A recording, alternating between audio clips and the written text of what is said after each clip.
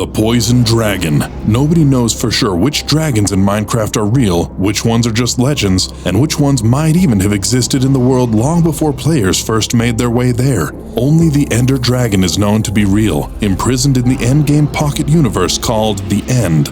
But of all the rumored dragons to potentially exist in Minecraft, there are few that are as dangerous as the legendary poison dragon.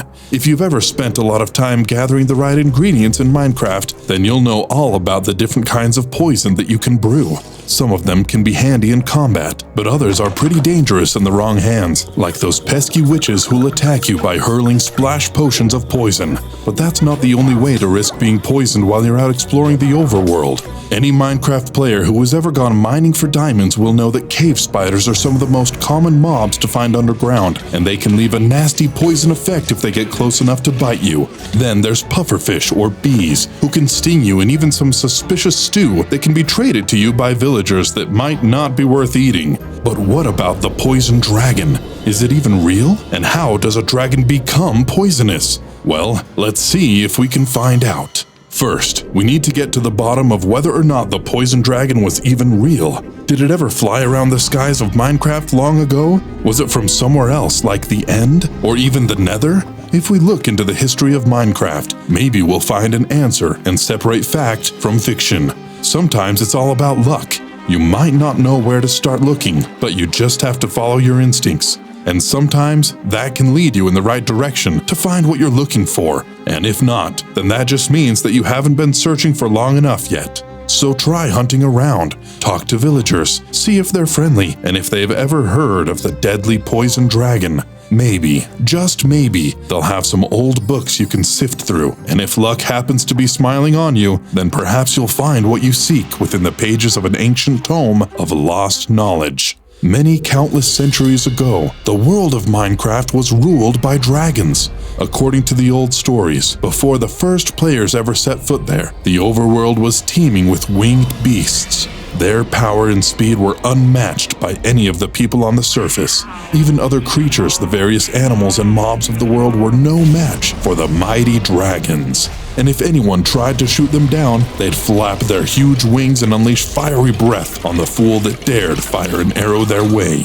Now for the dragons, life was good. They could fly around all day, rest on top of the mountains, high above the ground, where none of the mobs or people on the ground below could bother them. If they were ever in need of food, there were plenty of sheep and cows roaming around that dragons could swoop down and pluck from the ground to gobble up with ease. Or, if they were in the mood for a sweet treat, they could help themselves to fruits growing on trees below. Of course, things weren't so great for everyone living in the overworld. Those fruits that the dragons were helping themselves to were actually the crops of farmers, planted to feed hungry villagers. And the sheep and cows? Those were their cattle, and without them there was no way to provide other essentials like milk and wool. But what could any of the people do against dragons? The enormous creatures were too powerful, far stronger than the ordinary mobs that wandered the land. If it came down to picking a fight with a creeper or a dragon, anyone in their right mind would choose battling 20 creepers over fighting just one dragon. But over time, the people of the overworld started to get tired of the dragons causing such a nuisance for them. Life was hard enough having to contend with zombies, skeletons, and all manner of dangerous creatures. Those someone could at least run away from.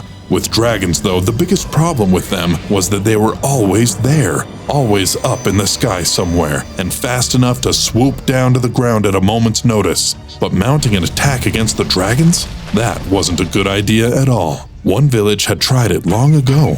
They'd been so sick and tired of the dragons stealing their chickens that they'd used bows and arrows to shoot at them. But as you can imagine, the dragons didn't like that one bit. They retaliated in full force, breathing fire on the village until every wooden hut had caught ablaze. The dragons weren't just greedy creatures, they were spiteful too, and anyone who stood up to them quickly met a fiery demise. So if the villagers of the overworld wanted to get their own back, they needed to come up with some way of getting somebody else to fight the dragons for them. One village tried crafting iron golems, but while they were strong, they were too cumbersome. They needed the dragons to be on the ground for the golems to attack them, but the beasts stayed out of reach in the air. Another thought that the answer was to plant TNT in the mountains while the dragons were sleeping, then blow them up with some flint and steel. But this only made the dragons mad, having been woken up from their nap with a loud boom. Luckily, the villagers were able to hide while the angered dragons flew off to try and find out who was responsible for the explosive sneak attack. Before long, the villagers were starting to feel like they had completely run out of options for how to deal with the dragon menace. But that was when some suggested that perhaps the solution could be magical. Many were skeptical. There had been a few magic users among them in the past. They'd been branded as witches and banished for trying to create monstrous mobs to subjugate the overworld.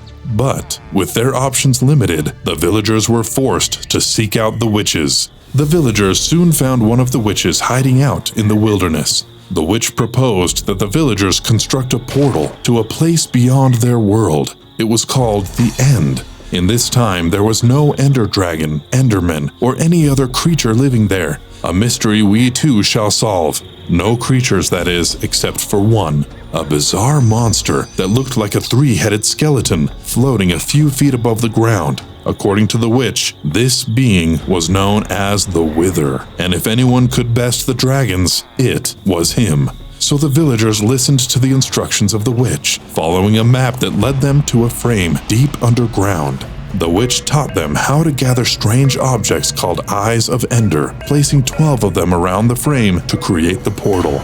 Once the deed was done, the witch began a summoning ritual, placing burning torches around the portal and throwing various offerings through to appease the Wither. And soon enough, the multiple-headed being floated through the end portal. The witch communed with the Wither on behalf of the villagers, asking its help in defeating the dragons. Little did anyone realize what they were about to unleash on the overworld. The Wither bursts forth from the stronghold, having agreed to take on the mighty dragons. What followed was an all-out war, with the Wither unleashing powerful attacks that knocked his flying opponents out of the air.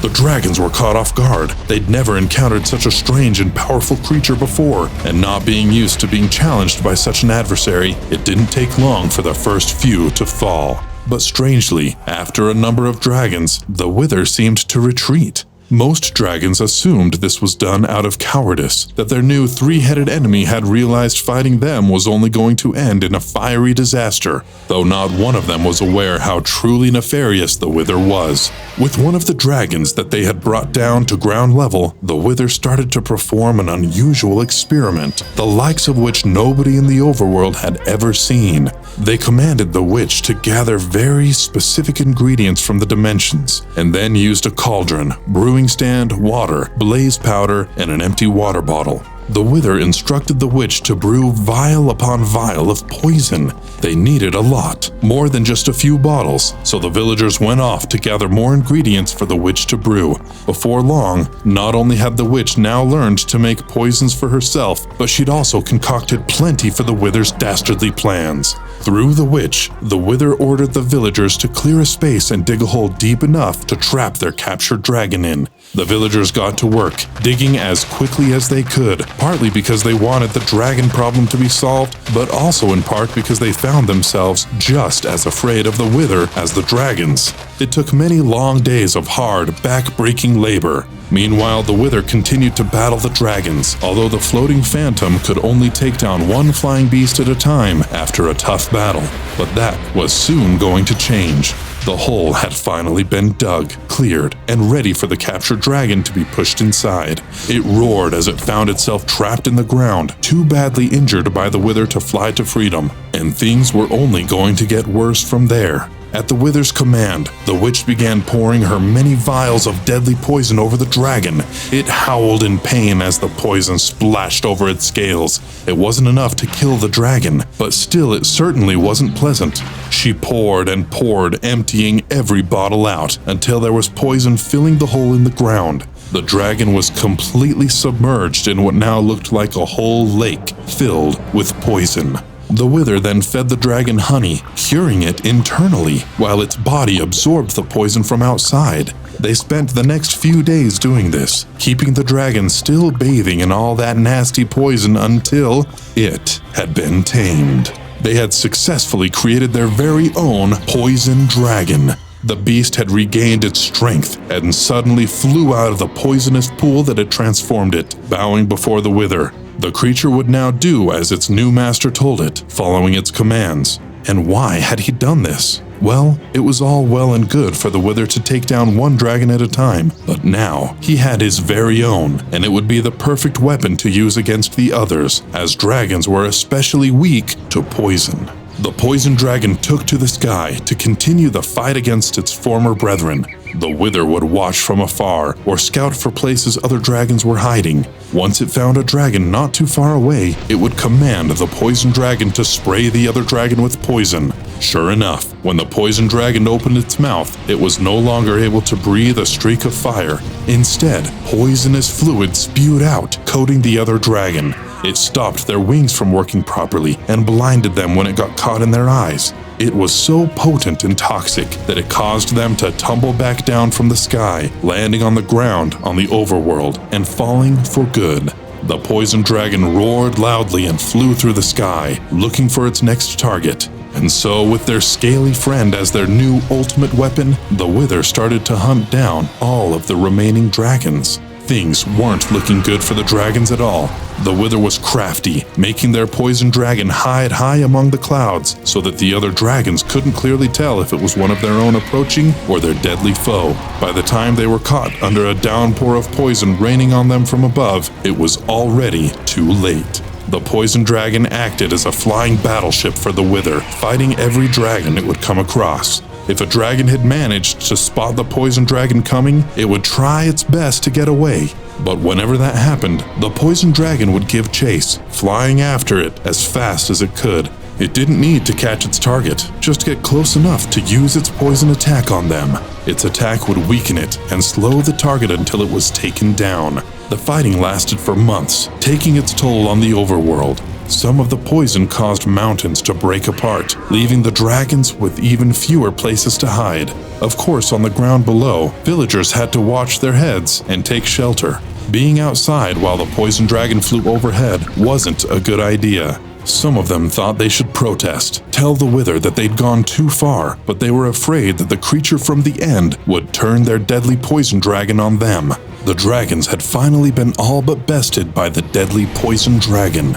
Not one was left in the sky, their remains instead littered across the land. The villagers, still frightened, thanked the Wither, who told them they wanted something in return. The villagers were scared. Did they want to rule over them using their terrifying poison dragon to keep them in line? To their relief, all the Wither wanted was to take the dragon's remains back to the end with them. The villagers agreed, relieved that the scary specters would be returning to their own world. So the Wither gathered up what was left of the fallen dragons and took them back to the end, placing their heads on the airships that flew over their end cities. Following its master, the poison dragon also retreated to the end. However, little did any of them realize there was still one dragon left alive. It was the last survivor, a beast that was now angered by the loss of her own kind, and she wanted revenge. She traveled through the portal to the end, chasing after the Wither. Once she was there, it didn't take much for the winged creature to best the poison dragon once and for all.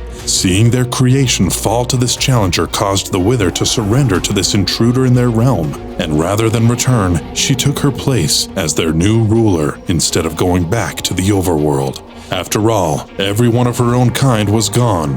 The end, this new place, would be her home now. And thus, the last of the dragons became the Ender Dragon.